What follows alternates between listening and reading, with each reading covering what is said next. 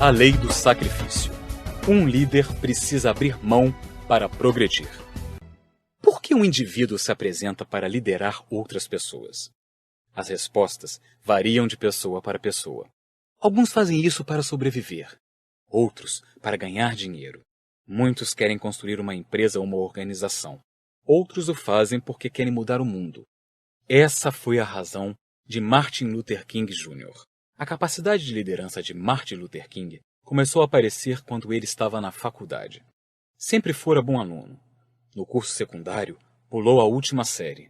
E quando fez um exame de admissão à universidade, ainda no secundário, suas notas foram tão altas que ele decidiu pular o último ano e ingressar no Morehouse College em Atlanta. Ele recebeu sua licença para o ministério aos 18 anos de idade. Foi ordenado e recebeu seu bacharelado em sociologia aos 19 anos. Martin Luther King continuou seus estudos no Crozer Seminary, na Pensilvânia. Quando estava lá, duas coisas relevantes aconteceram. Ele ouviu uma mensagem sobre a vida e os ensinamentos de Mahatma Gandhi, que o marcou para sempre e o levou a estudar seriamente o líder indiano. Ele também se revelou um líder entre os colegas e foi eleito presidente da turma de veteranos. Depois, foi fazer o doutorado na Universidade de Boston. Foi também nessa época que ele se casou com Coretta Scott.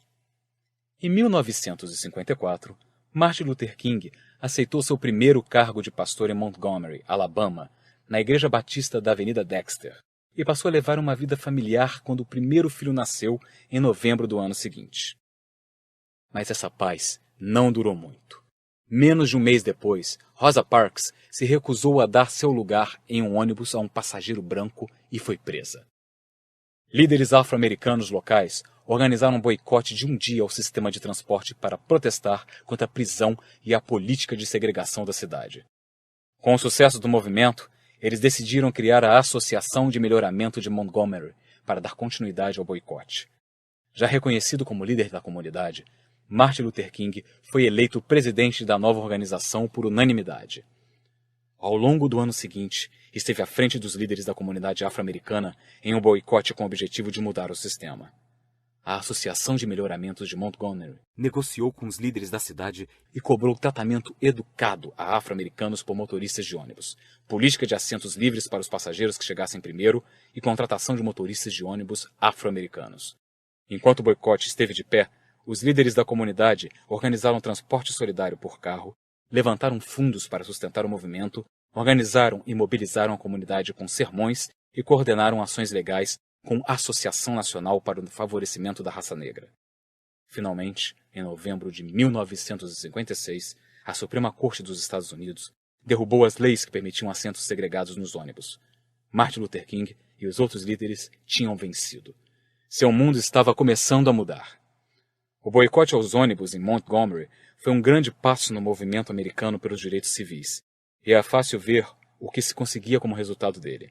Mas Martin Luther King também começou a pagar um custo pessoal por isso.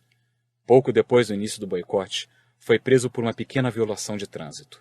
Uma bomba foi jogada em sua varanda, e foi indiciado sob a acusação de participar de uma conspiração para bloquear e impedir o funcionamento de negócios sem causa justa ou legal. Martin Luther King estava se revelando um líder, mas pagava um alto preço por isso. E o preço continuava a aumentar. Toda vez que Martin Luther King ascendia e avançava na liderança da causa dos direitos civis, maior era o preço que pagava. Em My Life with Martin Luther King Jr., Minha Vida com Martin Luther King Jr., sua esposa, Coretta Scott King, conta que o telefone tocava dia e noite numa enxurrada de palavrões, e que muitas vezes o telefonema terminava com uma ameaça de morte caso não saísse da cidade. Mas apesar de todo o perigo, do caos em sua vida pessoal, Coretta sentia-se inspirada, quase eufórica. Martin Luther King fez grandes coisas como líder. Ele se reuniu com presidentes, fez discursos estimulantes, considerados alguns dos mais impressionantes exemplos de oratória da história americana. Liderou 250 mil pessoas em uma passeata em Washington. Recebeu o Prêmio Nobel da Paz. E produziu mudanças em seu país. Mas a lei do sacrifício determina que quanto maior o líder, mais ele precisa abrir mão. Nesse mesmo período, Martin Luther King foi preso muitas vezes. Foi apedrejado, esfaqueado, fisicamente agredido. Lançaram uma bomba em sua casa, mas sua visão e sua influência continuou a aumentar. No final, ele sacrificou tudo o que tinha, mas tudo de que ele abriu mão foi de forma intencional. Ele pagou o preço máximo do sacrifício. O impacto de Martin Luther King foi profundo. Ele influenciou milhões de pessoas a se erguerem em paz contra um sistema e uma sociedade que lutava para excluí-las. Os Estados Unidos mudaram para melhor por causa de sua liderança. Há um equívoco comum entre as pessoas que não são líderes de que a liderança diz respeito à posição, às mordomias e ao poder que acompanha a ascensão em uma organização.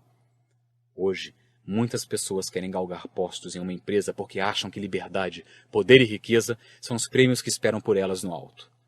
A vida de um líder pode parecer glamurosa para as pessoas de fora, mas a realidade é que a liderança exige sacrifício. O líder precisa abrir mão para continuar.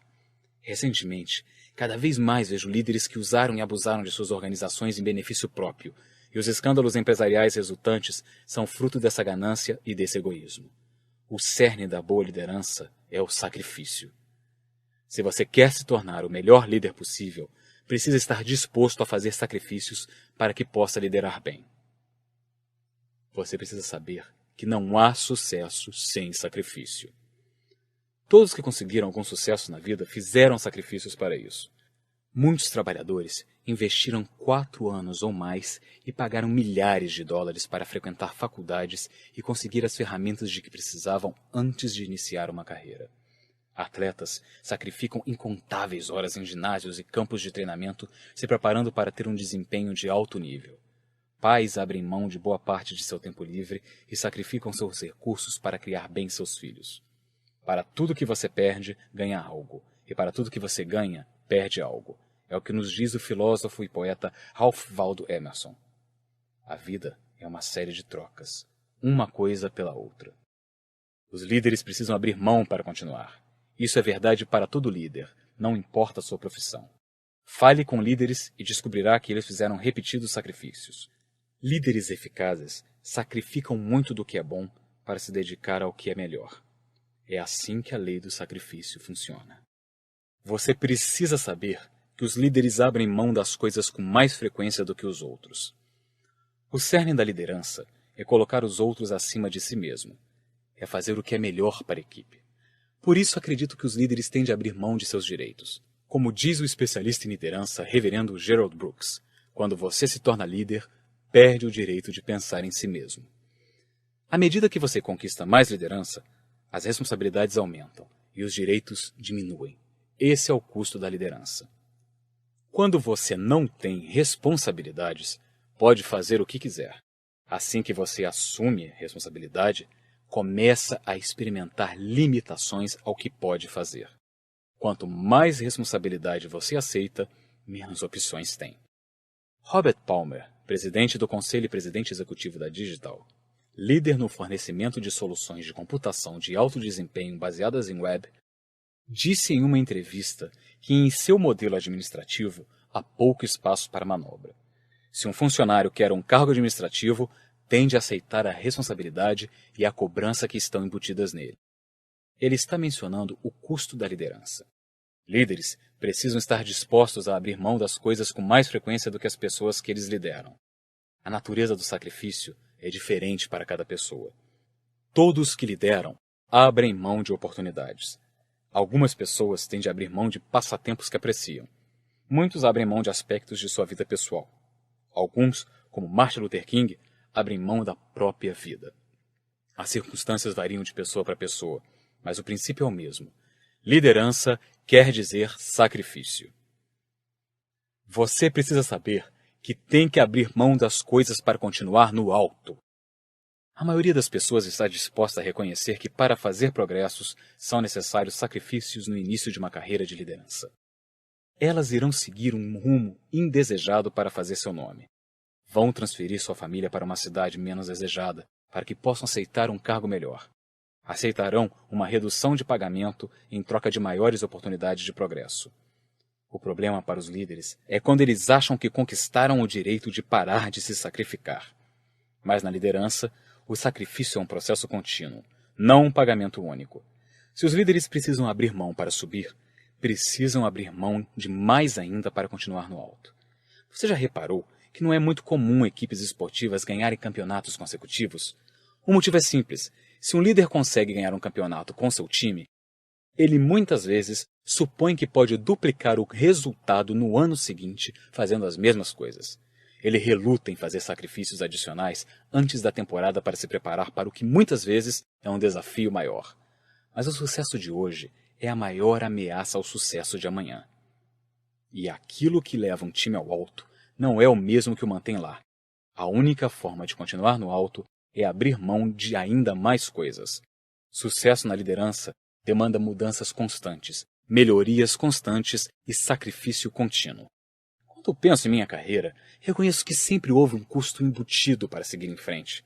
Financeiramente, isso foi verdade em todas as mudanças de carreira, com exceção de uma. Quando aceitei meu primeiro emprego, nossa renda familiar diminuiu, porque meu emprego pagava menos do que o da minha esposa. Margaret era professora e teve de abrir mão do seu trabalho para que nos mudássemos em função de meu novo emprego. Anos depois, quando aceitei o cargo de diretor na sede em Marion, Indiana, mais uma vez tive uma redução de renda. Em 1981, troquei o emprego na sede por minha terceira posição de pastor, que aceitei sem sequer saber qual seria o salário, e era mais baixo. Os membros da diretoria disseram que ficaram surpresos por eu aceitar trabalhar para eles sem saber o quanto pagariam, mas eu apenas comentei que se eu fizesse o trabalho direito, acreditava que o salário cuidaria de si mesmo. E em 1995, quando finalmente deixei a liderança da igreja após uma carreira de 26 anos para ensinar e para fortalecer as pessoas em tempo integral, abri mão inteiramente de um salário. Por que fiz isso? Porque sabia que isso permitiria que eu tivesse maior influência e alcançasse uma visão maior. Sempre que o passo a ser dado é certo, o líder não deve hesitar em fazer um sacrifício. Você precisa saber que quanto mais alto o cargo de liderança, maior o sacrifício. Você já participou de um leilão? É uma experiência empolgante. Um item é posto em oferta e todos na sala ficam empolgados. Quando os lances começam, muitas pessoas se apresentam para participar. Mas, à medida que o preço aumenta, o que acontece? Há cada vez menos pessoas dando lances. Quando o preço é baixo, todos fazem ofertas. No final, apenas uma pessoa está disposta a pagar o preço do item. O mesmo acontece em liderança. Quanto mais alto você vai, mais isso lhe custará. E não importa que espécie de carreira de liderança você escolha, você vai ter de fazer sacrifícios. Vai ter de abrir mão para subir. Qual é o cargo mais alto a que uma pessoa pode chegar em liderança? Nos Estados Unidos, é a presidência. Algumas pessoas dizem que o presidente é o líder mais poderoso do mundo. Mais que qualquer outra pessoa, suas palavras e seus atos têm um impacto, não apenas nas pessoas do seu país, mas também nas de todo o planeta. Pense no que as pessoas têm de abrir mão para chegar ao cargo de presidente. Primeiro, precisam aprender a liderar. Depois, têm de apresentar muito serviço, normalmente anos ou mesmo décadas em posições de liderança inferiores. Alguns seguiram toda uma carreira nas Forças Armadas antes de buscar um cargo eletivo. Depois que cumpriram com sua obrigação, decidiram concorrer à presidência e todos os aspectos de sua vida anterior são colocados no microscópio. Nada é deixado de fora. É o fim de sua privacidade. Quando são eleitos presidentes, o tempo já não lhes pertence. Toda afirmação que fazem é colocada sob escrutínio. Toda decisão que tomam é questionada.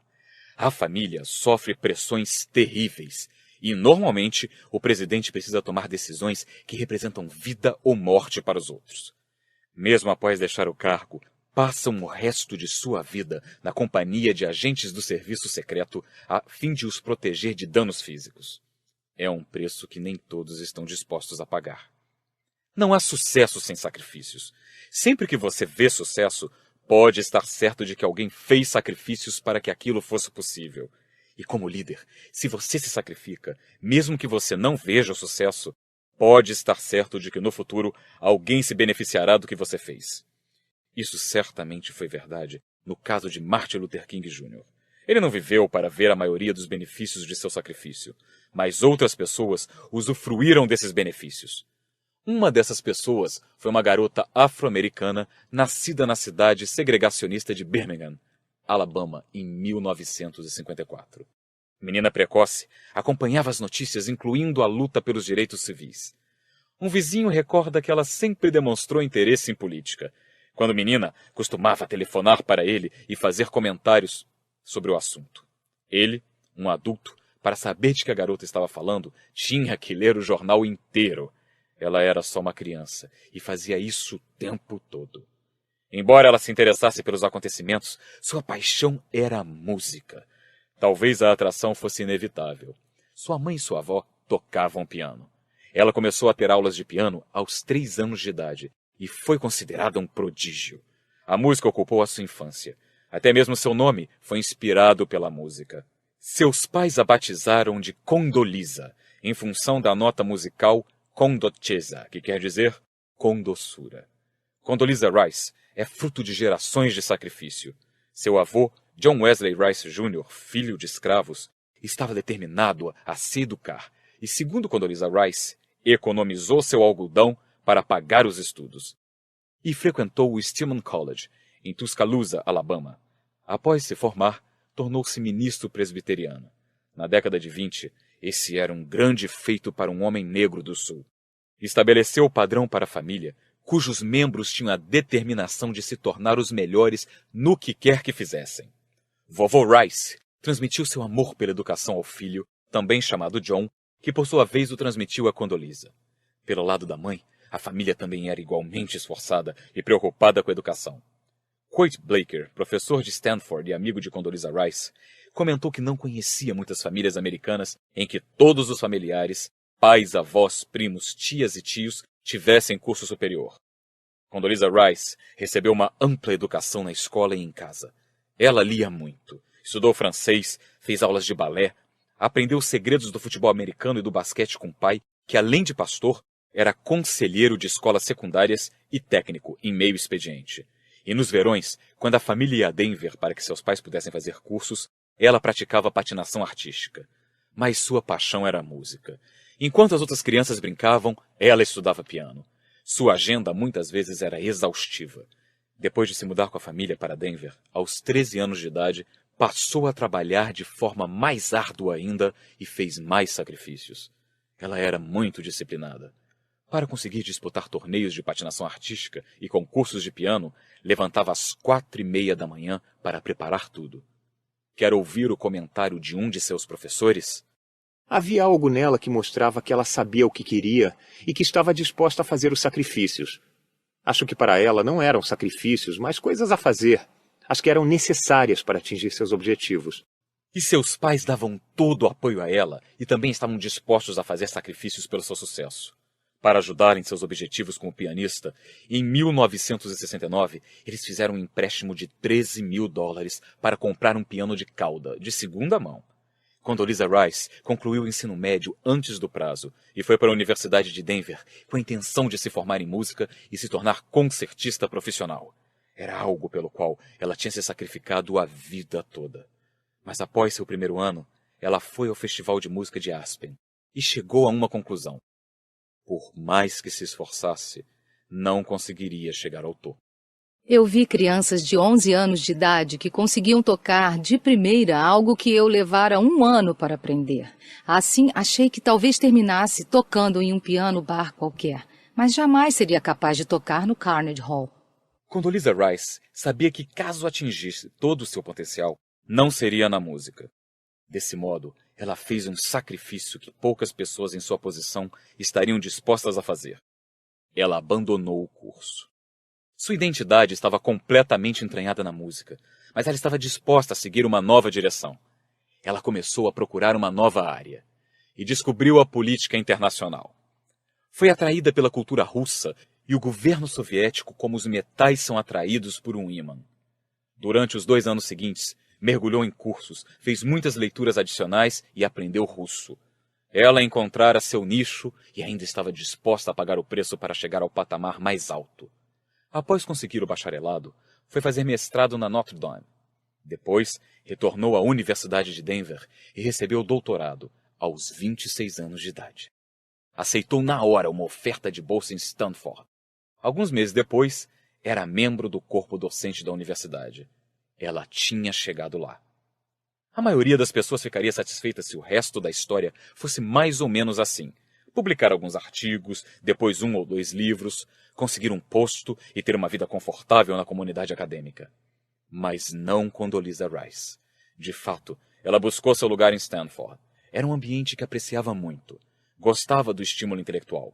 Era uma professora talentosa que achava muito recompensador lecionar e orientar os alunos. Chegou mesmo a se tornar uma torcedora entusiasmada das equipes da universidade. Prosperou e recebeu um prêmio após o outro. Passou 1 ano no Pentágono, como conselheira do Estado-Maior.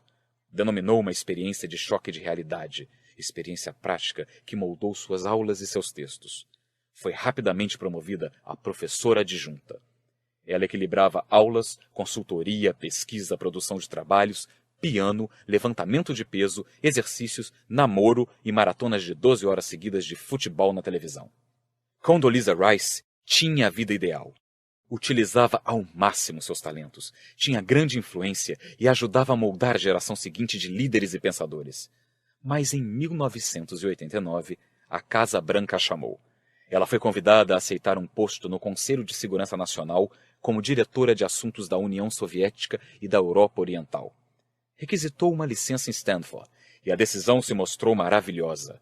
Ela foi a principal conselheira do presidente George W. Bush sobre a União Soviética, enquanto esse governo desmoronava. E ajudou a formular uma política para a reunificação da Alemanha. Isso a tornou uma das maiores especialistas mundiais na questão.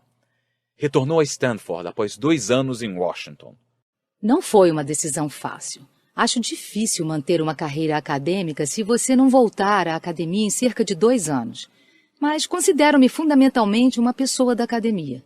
Isso quer dizer que é preciso manter alguma coerência e integridade em sua carreira. De volta a Stanford, ela conquistou ainda mais espaço. Em 2 anos, aos 38 anos de idade, já era professora titular. 1 mês depois, foi convidada a se tornar diretora, um cargo que nunca fora ocupado por uma afro-americana, nem por mulher, nem por alguém tão jovem. Todos os seus antecessores eram pelo menos 20 anos mais velhos ao assumir o cargo, e isso tinha um bom motivo. O diretor não apenas é o principal executivo acadêmico da universidade, mas também é responsável pelo orçamento de US$ 1,5 bilhão. E Condoleezza Rice fora convidada a lidar com um orçamento que apresentava um déficit de US$ 20 milhões. Embora isso representasse ter uma agenda terrível e desistir ainda mais de sua vida pessoal, ela aceitou o desafio. E foi bem-sucedida, recuperando o orçamento e criando uma reserva de US$ 14,5 milhões. Ao mesmo tempo, continuava a lecionar na cadeira de ciência política. Como a segunda no comando de uma das mais importantes universidades do mundo, Condoleezza Rice conseguira se sobressair. Ela havia se revelado uma executiva competente, já ocupava cadeiras em vários conselhos de administração de empresas, e estava em posição de se tornar presidente de qualquer universidade do país. Assim, deve ter sido surpresa para muitas pessoas quando ela pediu demissão do cargo e começou a orientar George Bush, na época governador do Texas, em política externa. Mas era um sacrifício que ela estava disposta a fazer. Que a levaria a se tornar conselheira de segurança nacional e depois secretária de Estado dos Estados Unidos. O que antes parecia um sacrifício a tornou mais influente que nunca. E ela sabe que poderá voltar a lecionar quando quiser, com grande prestígio. Nenhuma universidade no mundo abriria mão de tê-la como professora de ciência política. Ela poderia se tornar presidente de uma das grandes universidades, poderia concorrer ao Senado, poderia até mesmo concorrer à presidência dos Estados Unidos. Ela, de forma consistente, demonstra disposição de abrir mão para subir, e não duvido que fará todos os sacrifícios necessários para dar o passo seguinte. É o que acontece quando um líder compreende a lei do sacrifício e obedece a ela. Conforme prometi, incluí alguns questionamentos no fim de cada faixa para ajudá-lo a aplicar cada lei à sua vida. Não queime etapas. Só passe para a próxima faixa depois de refletir sobre as questões. Considere-as como experiência de aprendizado. Como aplicar a lei do sacrifício à sua vida? Você está disposto a fazer sacrifícios para se tornar um líder mais influente? Está disposto a abrir mão de seus direitos em benefício das pessoas que você lidera? Pense muito bem antes de responder. Então, faça 2 listas. Numa lista, escreva as coisas de que você está disposto a abrir mão para progredir. Na outra, as coisas que você não está disposto a sacrificar para progredir. Certifique-se de que as listas incluam itens como saúde, casamento, relacionamento com os filhos, finanças e assim por diante. Viver de acordo com a lei do sacrifício normalmente quer dizer estar disposto a trocar algo de valor que você tenha para conseguir algo mais valioso que você não tem. Martin Luther King abriu mão de muitas liberdades pessoais para conquistar a liberdade para os outros. Condoleezza Rice abriu mão do prestígio e da influência em Stanford para ter influência e impacto em todo o mundo. Para fazer tais trocas que implicam sacrifício, o indivíduo precisa ter algo de valor para trocar.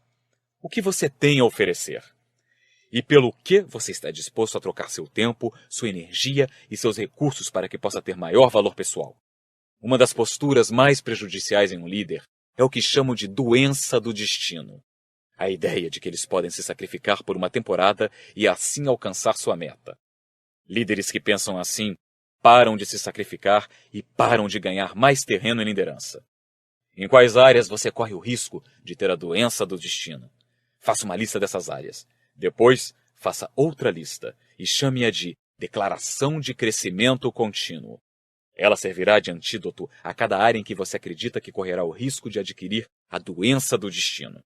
Por exemplo, se você pensa que acaba seu aprendizado quando se forma na faculdade, talvez precise escrever: todos os anos adotarei o hábito de aprender e de crescer em uma área importante.